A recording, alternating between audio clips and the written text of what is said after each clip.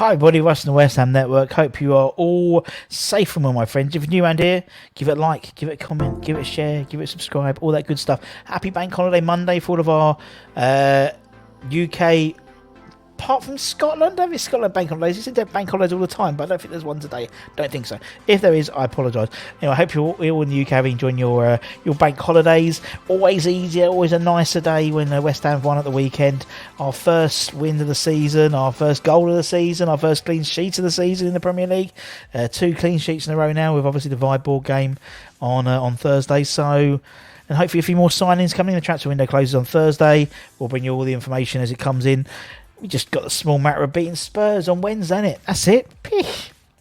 But anyway, I bring to you the Hammers headlines in association with the KUMB.com boys. Check out the forum. Keep an eye on the forum. Keep an eye on who East Village Hammer is saying we're going to sign. He's had a good track record. And also, if you ever need a little stream, where to go? We can't advertise it, but go on to KUMB.com. Down there, check out the forum. There's a dedicated page and you'll be able to find one. Anyway, I'll bring with you the Hammers headlines today, the 29th of March. There's been a lot of ins. There could be a couple of outs before Thursday. Let's start with this one. It's rumour, and I hope it is just a rumour. But apparently, Barca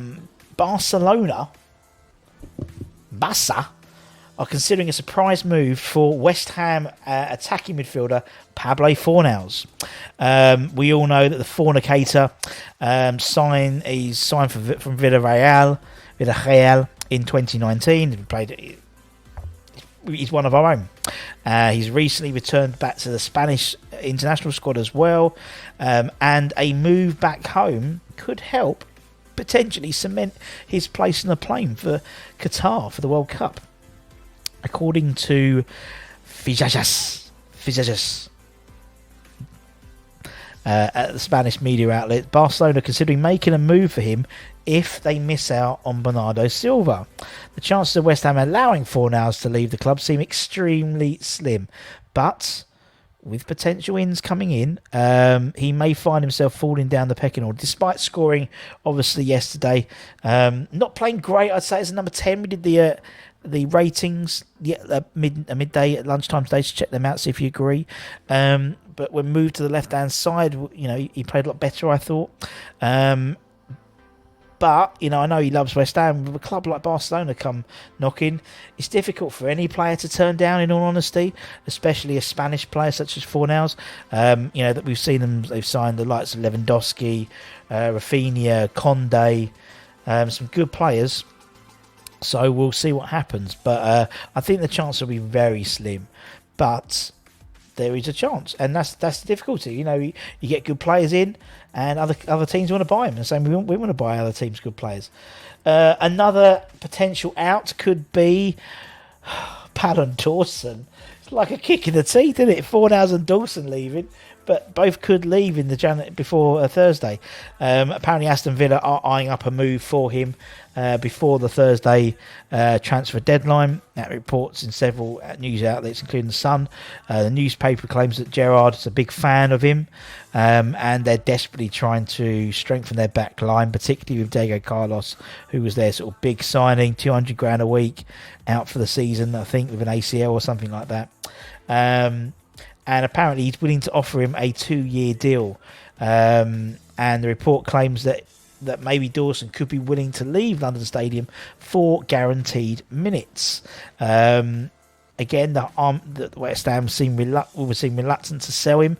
But was he 32 now? Something like that? 31? I don't know. I'm just trying to see, what is it? 32. And not getting the game time. But, when he joined, he didn't join as a guaranteed starter, but he became that because he and we all turned our nose up when we signed him, and then he became arguably one of the players of the season last season for us. He's been dealing with injuries himself and hasn't played in the Premier League yet. Last year he played 34 times and became a genuinely key player under Moyes, and I think with the downturn of Zuma's form until maybe Sunday, that could have been credited to basically Dawson taking on most of the duties and Zuma being where we always thought Zuma was helping Dawson. Maybe Dawson was helping Zuma. So we shall see. We can't lose Fornals and Dawson. Talk about team spirit. They're two huge team players as well. But we'll see what happens. Also, it seems last week we reported that Dan Chesters went on loan to Colchester. Mipo Adebeko went to Port Vale. We know that Neves went to Newport County. I think he scored at the weekend as well.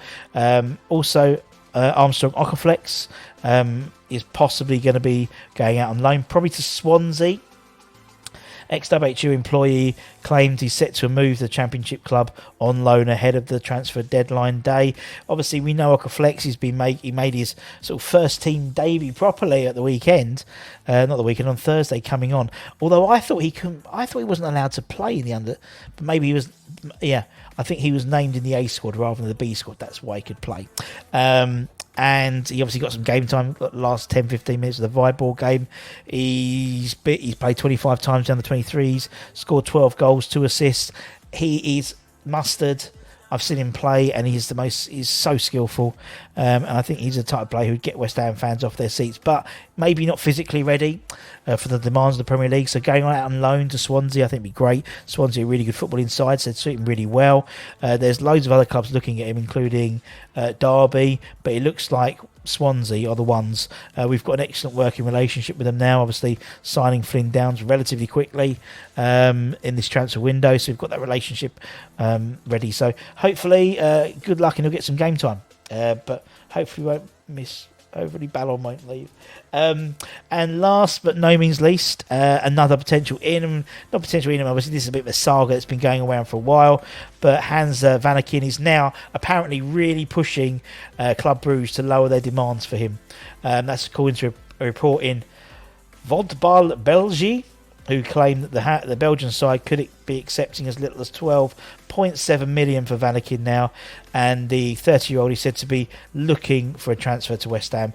They reckon the 21-cat Belgium international is desperate to join the Hammers before the transfer window shuts, and as a Club Brugge could be lowering that fee to around 12.7 million pounds, which is about 15 million euros. They were looking for originally 17 million, I believe.